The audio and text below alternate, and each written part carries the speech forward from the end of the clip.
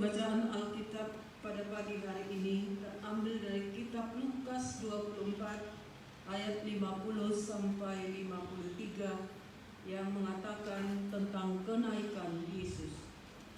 Lalu Yesus membawa mereka keluar kota sampai dekat Betania. Di situ ia mengangkat tangannya dan memberkati mereka. Dan ketika ia sedang memberkati mereka, ia berpisah dari mereka dan terangkat ke sorga. Mereka sujud menyembah kepadanya, lalu mereka pulang ke Yerusalem dengan sangat bersukacita. Mereka senantiasa berada dalam bait Allah dan memuliakan Allah. Demikianlah firman Allah.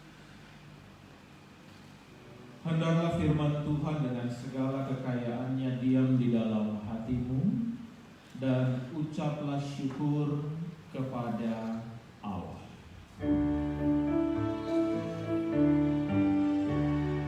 Kepadamu puji-pujian, mari syukur dan kemuliaan, Bapa, Putra dan Roh Kudus, sampai kekal dan abadi.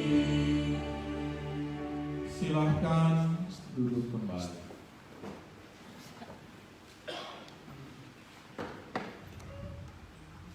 Jemaat yang dikasihi Tuhan, selamat pagi. Selamat hari kenaikan Tuhan Yesus.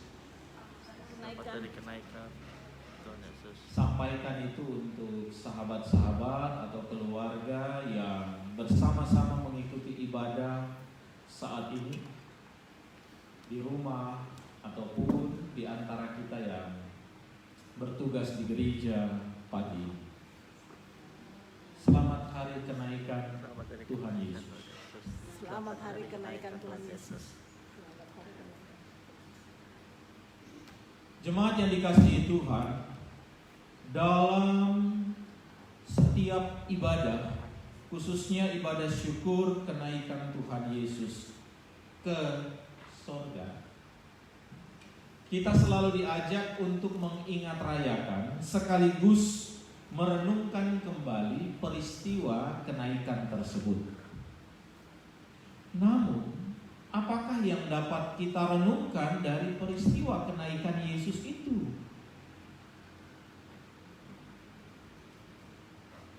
Apakah dalam perenungan kita di setiap ibadah syukur kenaikan seperti saat ini, kita merenung sekaligus membayangkan kira-kira bagaimana cara Yesus naik ke surga? Atau kita membayangkan tempat yang oleh Injil Yohanes dikatakan Yesus naik ke surga untuk mempersiapkan tempat. Apakah kita sedang membayangkan tempat itu? Atau apa yang kita renungkan? Apa yang biasanya kita renungkan?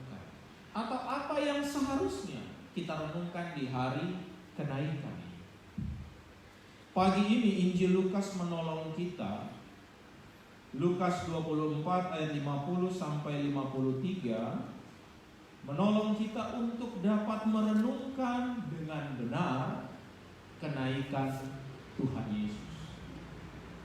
Kalau kita memperhatikan bacaan kita, maka alih-alih memberitahukan tentang cara Yesus naik ke surga, Injil Lukas justru memilih untuk menceritakan apa yang Yesus lakukan sebelum ia naik ke surga. Melalui perikop kita pagi ini, Injil Lukas ingin memberikan pemahaman bagi kita yang merayakan kenaikan Tuhan Yesus, bagi kita yang beribadah syukur hari ini, tahun ini, atau tahun-tahun sebelumnya, bahwa kenaikan ke sorga bukanlah tentang cara untuk naik dan sampai ke sorga. Kenaikan ke sorga adalah cara bertahan untuk tetap hidup di dalam iman. Jadi ketika kita merenungkan kenaikan, janganlah merenungkan tentang Lukas pagi ini juga tidak memberitahukannya. Kenaikan bukan tentang cara naik ke surga. Kenaikan adalah tentang cara bertahan dalam iman, dalam kesetiaan selama kita hidup. Bukankah Yesus yang naik ke surga adalah Yesus yang setia, yang sepenuhnya beriman, bergantung kepada Bapanya selama ia hidup. Dengan demikian, poin penting yang menjadi perenungan dalam ibadah kenaikan bukanlah tentang cara naik ke surga, tetapi tentang cara bertahan dalam kehidupan yang sulit dengan iman, dengan kesetiaan, dengan pengharapan yang sungguh pada Tuhan. Karena setiap orang yang bertahan dengan setia, dipastikan ia akan mengalami pengalaman berkat bersama dengan Yesus. Sahabat-sahabat Tuhan, Injil Lukas mengisahkan bahwa setelah peristiwa kebangkitannya yang ajaib, Yesus masih tinggal 40 hari lamanya bersama para murid sambil melakukan epifani atau karya penampakan. Itu yang Yesus lakukan kurang lebih 40 hari.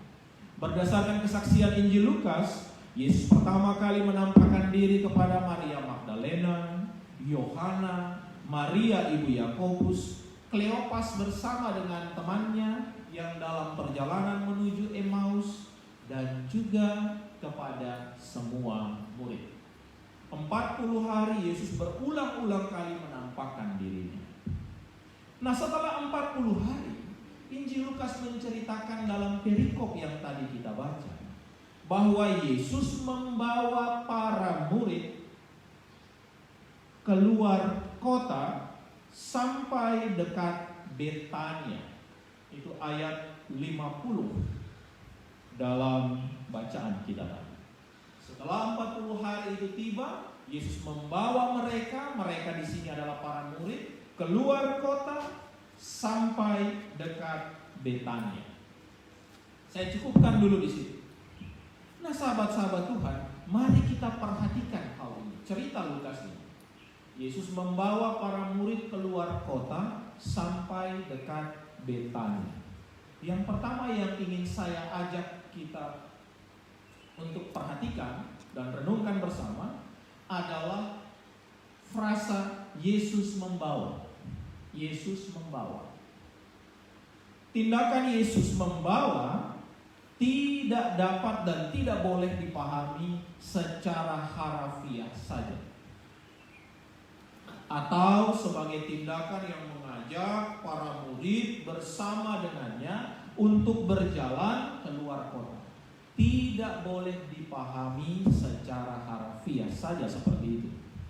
Tindakan Yesus ini, Yesus membawa, haruslah dilihat dan dipahami sebagai bagian yang utuh dari karya penyelamatan yang ia lakukan. Jadi bukan sekedar mengajak jalan-jalan, tetapi ini mengajak untuk ikut di dalam karya penyelamatan. Itu dulu. Dalam kesaksian Injil Lukas diceritakan, kalau sahabat-sahabat Tuhan nanti membaca Injil Lukas secara lengkap, bahwa sebelum ini atau sebelum peristiwa ini, Yesus 2 kali pernah membawa murid-muridnya. Atau Injil Lukas pernah menceritakan Yesus membawa murid-muridnya, persis sama. Jadi kurang lebih kalau di total ada 3 kali Yesus membawa murid-muridnya. Salah satu yang kita baca. 2 kesempatan sebelumnya itu Yesus lakukan pada saat Yesus memberi makan 5.000 orang. Nanti sahabat-sahabat Tuhan bisa baca Lukas 9 ayat 10. Lalu pada saat Yesus dimuliakan di atas gunung, Lukas pasal 9 ayat 28. Di 2 kesempatan itu Lukas menggunakan kalimat yang sama, Yesus membawa. Dengan demikian, berdasarkan kesaksian 2 perikop sebelumnya, Lukas 9 ayat 10, Lukas 9 ayat 28, maka tindakan Yesus membawa memang tidak boleh dipahami secara harafiah. Tindakan Yesus membawa para murid harus dilihat sebagai kesempatan untuk ikut dalam karya penyelamatan. Lebih jelas lagi, tindakan Yesus membawa para murid pada akhirnya akan selalu menjadi kesempatan baik bagi para murid untuk melihat karya agung Allah. Jika Yesus tidak membawa para murid dalam Lukas pasal 9 ayat 10, mereka tidak akan pernah melihat 5.000 orang dikenyangkan dan bersisa 12 bakul. Padahal roti dan ikan yang dipakai, roti 5 dan ikan hanya 2. Tanpa membawa para murid dalam perikop Lukas 9 ayat 28, ini kumpulan khusus sahabat-sahabat Tuhan, maka Petrus dan beberapa temannya tidak akan pernah melihat Yesus dimuliakan di atas gunung. Betapa Yesus itu sangat dikasihi oleh Allah. Dan tanpa Yesus membawa para murid dalam perikop yang pagi ini kita baca, maka mereka tidak akan pernah melihat kenaikan Yesus. Itu sebabnya kalimat Yesus membawa, ini kalimat sederhana sebetulnya, tetapi ini selalu berarti Yesus membawa agar supaya para murid bisa melihat karya agung Allah, karya penyelamatan yang sempurna yang Allah kerjakan. Terkait dengan hal ini saya ingin menyampaikan begini dari mimbar ini, bahwa Yesus yang dulu membawa, sekarang hari ini pun tetap melakukan hal yang sama. Yesus membawa saya dan sahabat-sahabat sekalian. Hari ini dalam situasi sulit yang kita alami hari ini, percayalah bahwa Yesus akan tetap membawa kita. Dalam arti Yesus akan mengajak kita untuk melihat kesempurnaan, keagungan, karya penyelamatan Allah. Sahabat-sahabat Tuhan, selanjutnya Yesus membawa kemana? Keluar kota. Hal ini pun tidak bisa dipahami secara harafiah semata. Bukan berarti dari Yerusalem lalu mereka berjalan keluar kota Yerusalem. Kata kunci untuk frasa ini, Yesus membawa keluar kota, ada pada frasa membawa keluar. Tadi Yesus membawa, sekarang membawa keluar. Inilah yang Yesus lakukan di hari ke-40 setelah kebangkitannya. Injil Lukas menyaksikan bahwa peristiwa Yesus membawa para murid keluar ini terjadi pada hari ke-40. Dari mana kita tahu hal itu?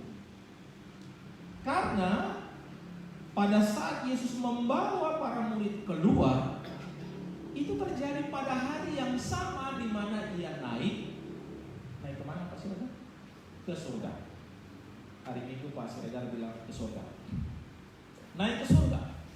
Dan sahabat-sahabat Tuhan, kalau kita membaca Kisah Para Rasul pasal 1 ayat 3 atau Injil Lukas jilid 2, maka kita akan menemukan di sana kesaksian bahwa setelah 40 hari ia berulang-ulang kali menampakkan diri, ia pun terangkat ke surga.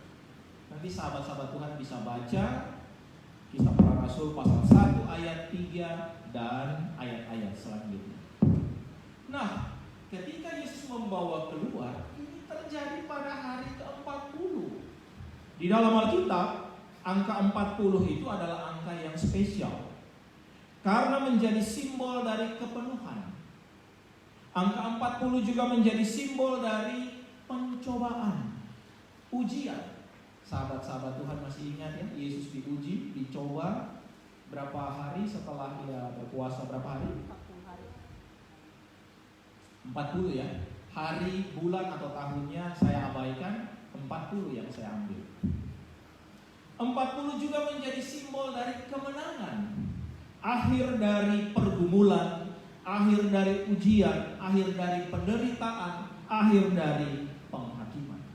Misalnya saja dalam kisah Nuh, hujan yang dahsyat itu berhenti setelah 40 hari turun. Lalu Israel pun mengembara 40 tahun di padang gurun. Dan periode 40 tahun pengembaraan ini sesungguhnya adalah periode kebangkitan generasi baru Israel. Itu kesaksian kitab Bilangan 32 ayat 13, Bilangan 34 ayat 33. 40 menjadi simbol kebangkitan kembali generasi baru Israel. Nah, ketika Yesus membawa keluar para murid di hari ke-40, sesungguhnya Yesus ingin membawa para murid untuk keluar dari pencobaan dan pergumulan untuk mendapatkan kemenangan dan kepenuhan keselamatan. Yesus membawa para murid keluar menjadi simbol. Simbol apa, sahabat-sahabat Tuhan? Simbol kebangkitan generasi baru Israel, kebangkitan generasi baru anak-anak Tuhan. Injil Lukas mengatakan Yesus membawa para murid keluar kota. Tadi saya katakan kota di sini kota apa ya?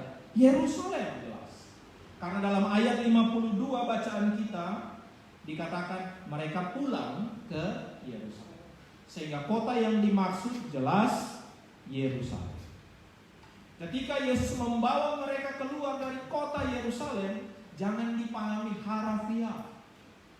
Karena seperti yang kita tahu, Yerusalem pada waktu itu adalah kota suci, kota Allah, karena bait Allah ada di sana. Namun Yerusalem pada waktu itu juga menjadi pusat dari ketakutan, tempat di mana ketakutan itu luar biasa. Pasca kematian Yesus, setelah Yesus ditangkap mati, Yerusalem itu justru menjadi kota yang sangat menakutkan, secara khusus bagi para murid dan pengikut-pengikut Yesus.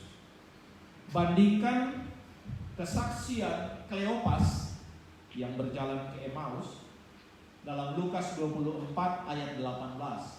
Waktu itu Kleopas berkata untuk Yesus, apakah engkau satu-satunya orang yang tidak tahu apa yang terjadi di Yerusalem belakangan ini? Itu berarti dia mau bilang Yerusalem sedang ada dalam kondisi yang sangat-sangat menakutkan.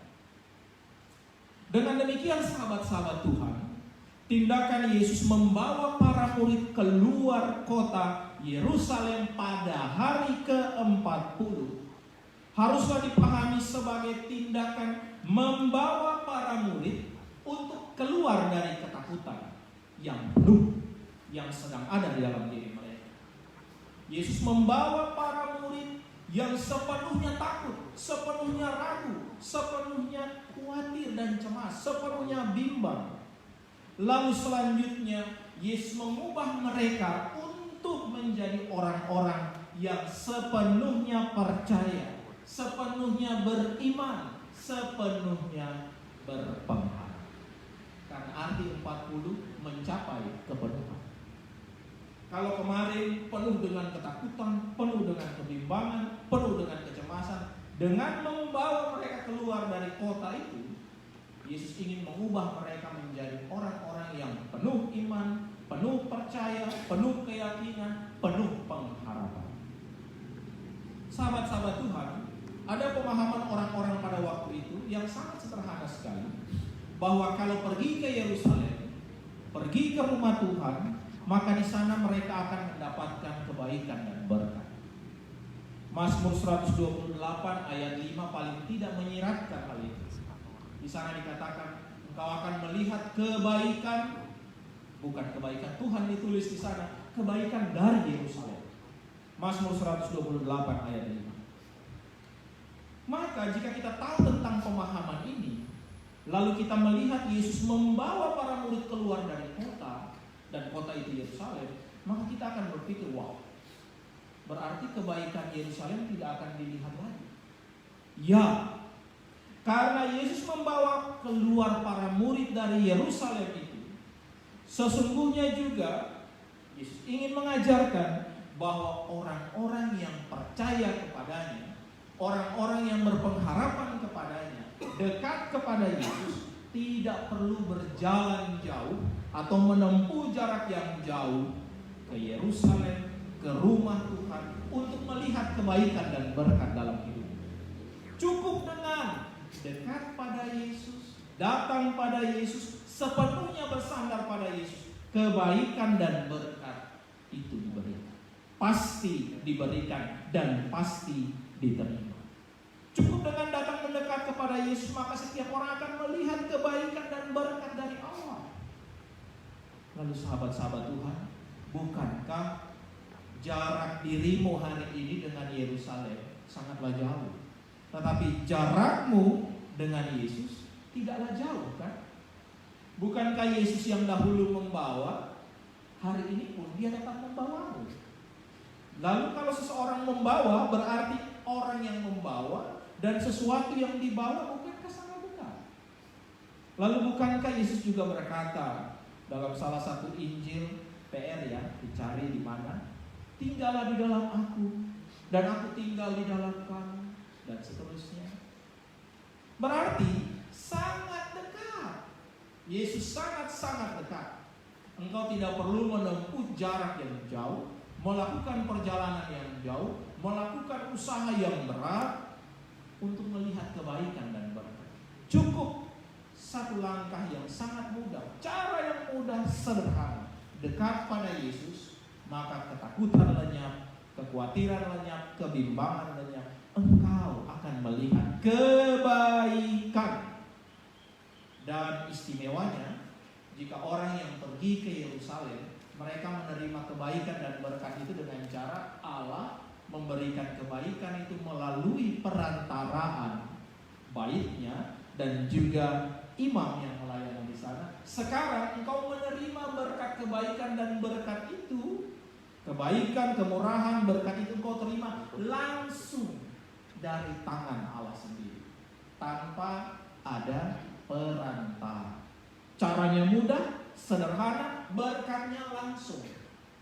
Dengan demikian sahabat-sahabat Tuhan, tindakan Yesus membawa pada hari ke-40 ini, saya mau katakan, ini bukan tindakan yang harus dipahami secara harafiah. Jangan sekali-kali harafiah. Kalau membuatnya menjadi pemahaman yang harafiah, maka dia akan terbatas pada masa itu saja. Ini pemahaman iman. Karena ini pemahaman iman, dulu berlaku, sekarang berlaku, nanti pun tetap berlaku. Hari ini Yesus pun akan membawa saya dan sahabat-sahabat sekalian keluar kota di hari kenaikan, hari ke-40.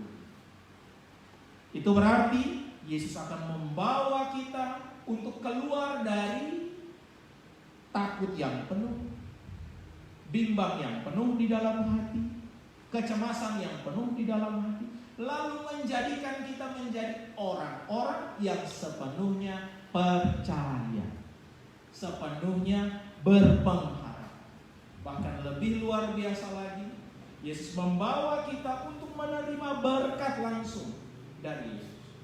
Jikalau engkau berkenan, mau dibawa oleh Yesus, mau dekat dan mau datang kepada Yesus dengan kerendahan.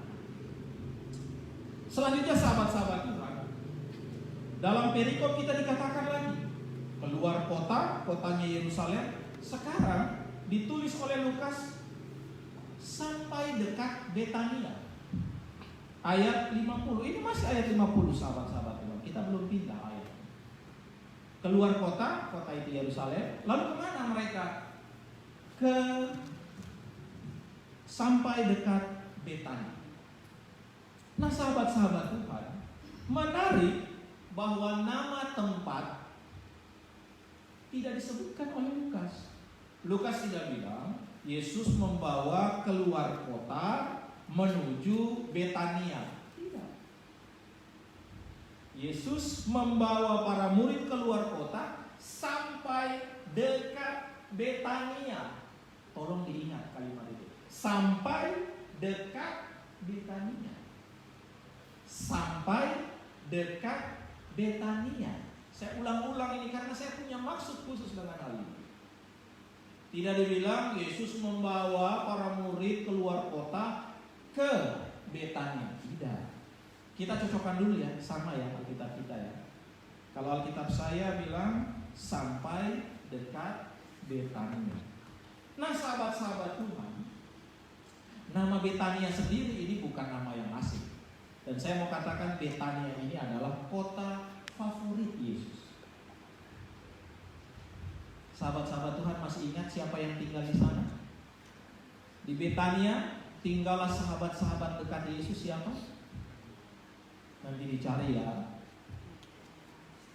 Lalu Betania sendiri kalau dalam bahasa Ibrani-nya itu berarti rumah pohon ara atau rumah buah ara. Itu kira-kira arti Betania. Rumah pohon ara, rumah buah ara. Dan sahabat-sahabat Tuhan, ternyata dalam kesaksian Injil Lukas, pohon ara, buah ara seringkali muncul dalam cerita Injil Lukas. Dalam Injil Lukas, baik pohon ara maupun buah ara selalu dikategorikan sebagai sesuatu yang baik, kecuali pohon ara yang tidak berbuah. Dalam salah satu kesaksiannya, nanti sahabat-sahabat Tuhan bisa baca Lukas 6 ayat 43, Yesus katakan, tidak mungkin buah ara dipetik dari semak duri. Itu tidak mungkin. Itu perumpamaan tentang pohon dan buah. Lebih lanjut sahabat-sahabat Tuhan juga tahu kan, dalam Injil Lukas pasal 19, pohon ara pernah membantu seseorang untuk naik dan melihat Yesus. Nama orang itu Simon Petrus.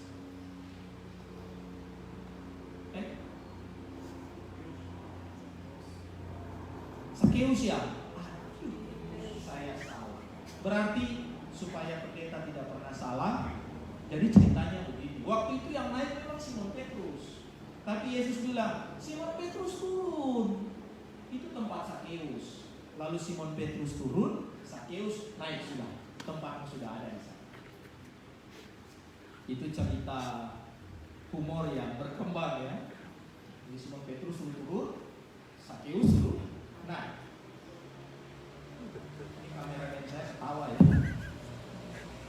Belum pernah dengar cerita itu ya. Nah, saya ceritakan sekarang di hari kenaikan. Jadi Simon Petrus buru-buru naik. Bukan kamu yang naik, turun. Sakeus naik. Sahabat-sahabat Tuhan, namun walaupun pohon ara, buah ara itu disebutkan baik, ada satu kesempatan dalam Lukas 13 ayat 7. Mari dibuka, ini penting untuk dibuka. Yesus menyuruh menebang pohon itu. Lukas 13 ayat 7.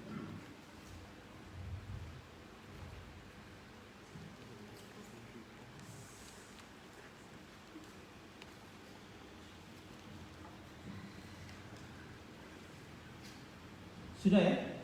Lukas 13 ayat 7. Yesus katakan dalam perumpamaannya, lalu ia berkata kepada pengurus kebun anggur itu, sudah 3 tahun aku datang mencari buah pada pohon ara ini dan aku tidak menemukannya. Tebanglah pohon ini. Sampai situ menurut saya masih biasa. Tapi kalimat lanjutannya, ini yang luar biasa. Dikatakan, untuk apa ia hidup di tanah ini dengan percuma? Ini kalimat yang luar biasa. Untuk apa dia ada di tanah ini dengan percuma? Dengan demikian sahabat-sahabat Tuhan, ketika dikatakan Yesus membawa para murid keluar kota sampai ke dekat Betania, bukan ke Betania ya, sampai dekat Betania, itu mau bilang bahwa Yesus sedang membawa para muridnya untuk semakin dekat dengan berkat, semakin dekat dengan pertumbuhan, semakin dekat dengan kemajuan di dalam iman, pengharapan, dan kasih. untuk semakin dekat. Belum bisa bilang Betania. Kalau Betania itu memang sudah rumah pohon aranya, rumah buah aranya, di mana di sana ara berlimpah-limpah. Konotasi dari rumah pohon ara dan rumah buah ara. Mendekat, mencapai pertumbuhan. Tindakan Yesus membawa para murid keluar kota, masuk di sebuah tempat yang dekat Betania dan tidak jelas namanya apa. Itu juga mau memberikan kita pemahaman bahwa Yesus ingin mengantar kita, membawa kita menuju tempat yang baik, supaya di sana orang akan melihat kita sebagai buah yang baik, buah yang tidak mungkin dipetik dari semak duri. Yesus mau bilang, engkau boleh tinggal dalam dunia yang penuh duri, tapi engkau bukan buah dari dunia ini. Engkau adalah buah pekerjaan tangan Allah, buah pekerjaan Yesus sendiri. Dengan membawa para murid keluar kota, masuk ke tempat yang tidak tahu namanya tapi dekat Betania, Yesus mau katakan, Yesus bawa mereka untuk mencapai kesempurnaan dalam melihat, dekat dengan kesempurnaan untuk melihat dan mengenal Allah. Kalaupun engkau pendek, itu ada pohon ara itu, bisa naik untuk melihat. Itu kesaksiannya Sakius. Yesus membawa para murid keluar ini, sahabat-sahabat Tuhan, supaya mereka semakin mengenal Dia, semakin tahu. Kalau kemarin hanya berdiri di atas tanah, siapa ya dia ya? Oh Tuhan, tetapi begitu dia ditangkap kan lari semua. Sekarang dengan dibawa keluar mendekat Betania, Yesus mau bilang seperti Sakius naik pohon, sekarang dia jelas lihat saya kan, kamu pun harus demikian. Engkau harus semakin mengenal saya dengan baik. Nah sahabat-sahabat Tuhan, yang saya ingin katakan, Yesus hari ini pun membawa kita mendekati Betania, sampai ke tempat yang dekat dengan Betania. Jadi Betania itu adalah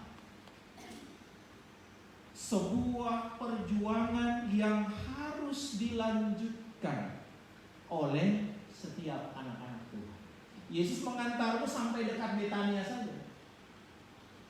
Sampai Betania, tiba di Betania, yaitu bergantung kepada Yesus. Tidak mengantar masuk Betania, Yesus mengantar sampai dekat Betania.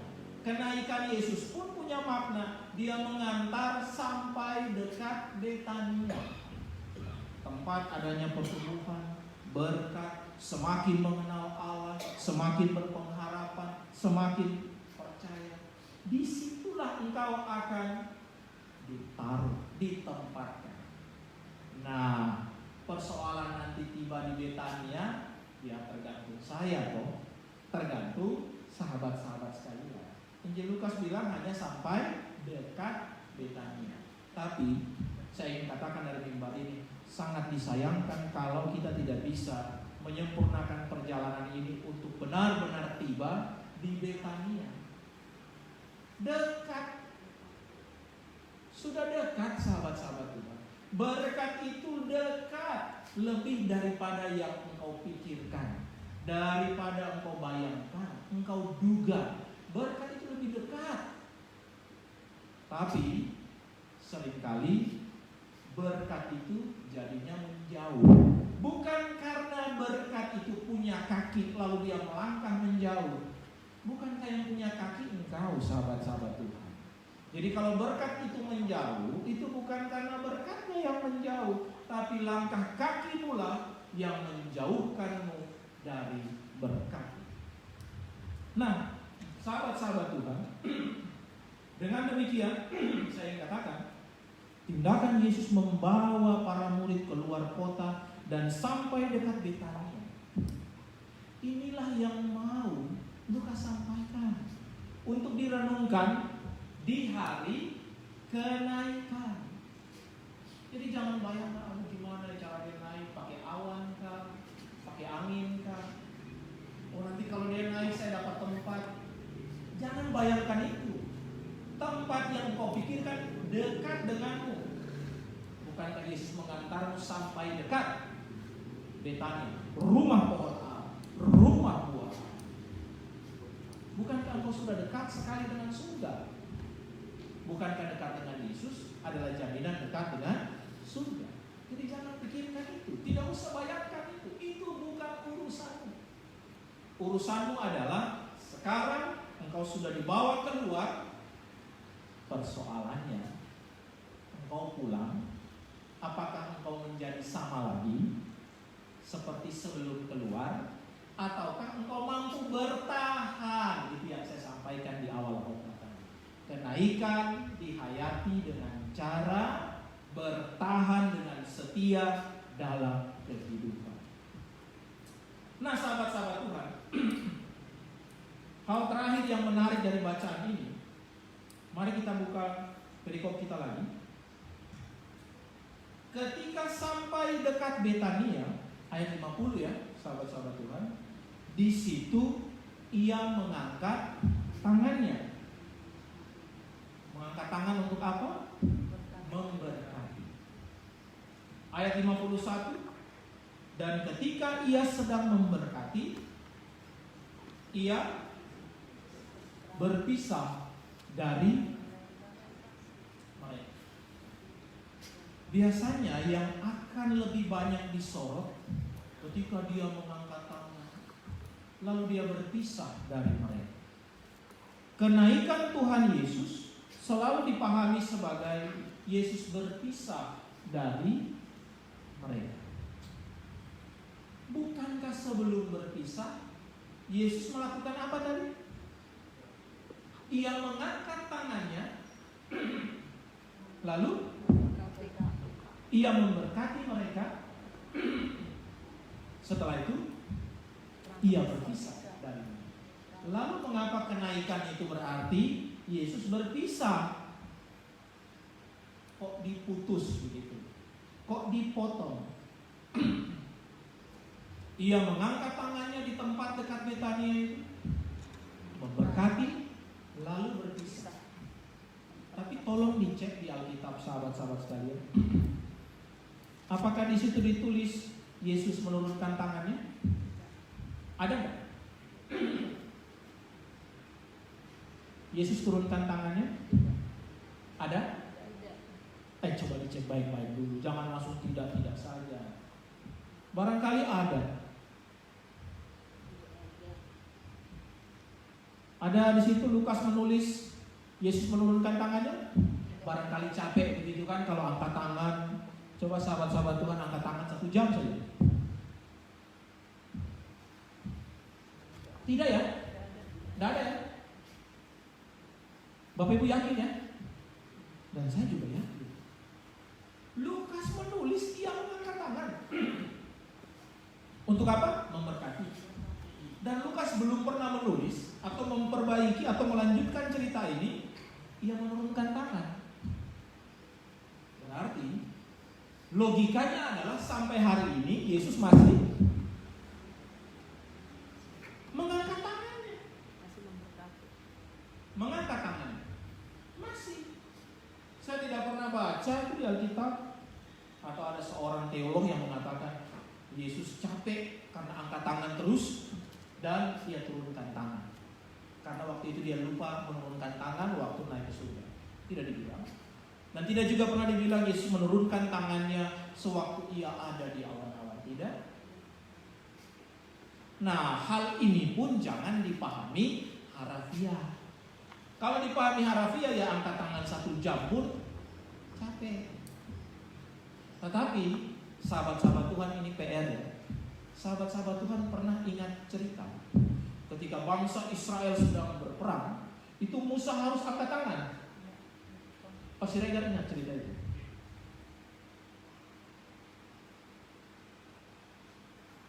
Ibu Pendeta Rindu ingat ya cerita itu ya. Musa angkat tangan. Kalau Musa turun tangan, apa artinya? Kalah. Situasi pertempuran berubah. Israel terhimpit. Tapi kalau kembali angkat tangan balik lagi. Ini kan menarik.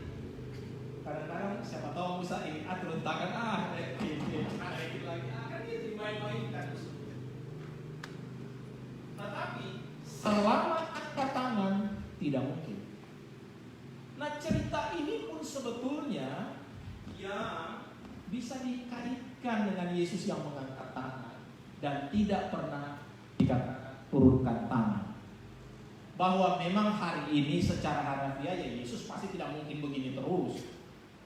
Berarti tiap hari Yesus begini Pak Pendeta, 365 hari setahun, itu tidak mungkin. Tetapi kalimat ini mau bilang kalau Yesus mengangkat tangan, maka berkat dan kemenangan itu menjadi miliknya. Musa saja, Musa. Kalau diangkat tangan, Tuhan berkati. Apalagi tangan Tuhan sendiri yang terangkat dan tidak pernah diturunkan. Dan saya ingin katakan, inilah iman kenaikan kita. Iman kenaikan Tuhan Yesus. Bahwa bukan soal berpisah, bukan soal meninggalkan, menyediakan tempat di surga. Tetapi Dia yang naik ke surga, Dia mengangkat tangannya untuk memberkati kita. Dan tangannya selalu terangkat untuk memberkati kita. Sahabat-sahabat Tuhan, ingat ya, Yesus naik ke surga, Yesus terangkat ke surga. Menarik, Lukas tulis Yesus mengangkat tangannya. Jadi kenaikan, terangkat, itu pun terkait dengan tangannya yang terus memberkati. Bukan soal pindah dari bumi naik, menembus awan, ketemu matahari, ketemu planet yang terdekat, lalu menembus langit ketujuh. Wah, kemana-mana saya tidak tahu lagi yang di atas. Tetapi Dia yang terangkat, Dia yang mengangkat tangannya. Itu iman kenaikan. Jadi kalau dibilang berpisah, jangan terkecoh. Dia yang terangkat adalah Dia yang mengangkat tangannya dan memberikan berkat. Sampai hari ini tangan Tuhan yang kuat, penuh kuasa, tetap terangkat untuk memberkati kita semua. Amin.